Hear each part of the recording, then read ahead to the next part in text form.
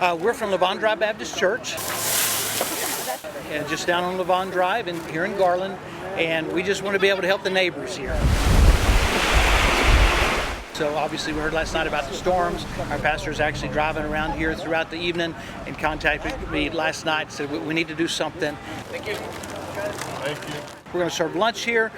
We've brought a tractor here. We have some chainsaws. We're ready to start helping in the neighborhood, just trying to help people if we can at all.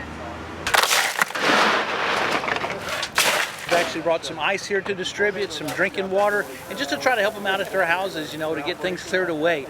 And things don't look real bad in this specific area.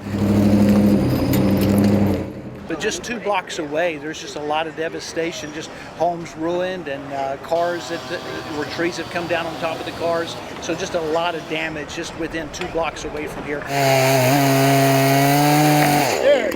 And so these are our neighbors, and our goal is to reach people around the world and across the street. And so this is pretty close to us, and we want to be able to help. So hopefully we can help some people today. Well, I tell you what, you look at the devastation and it has nothing to compare to everyone that has come out. People we don't even know from neighborhood streets behind us. People from, I just can't tell you anywhere, just coming and pitching in and helping. It makes me very proud, to see everybody come together.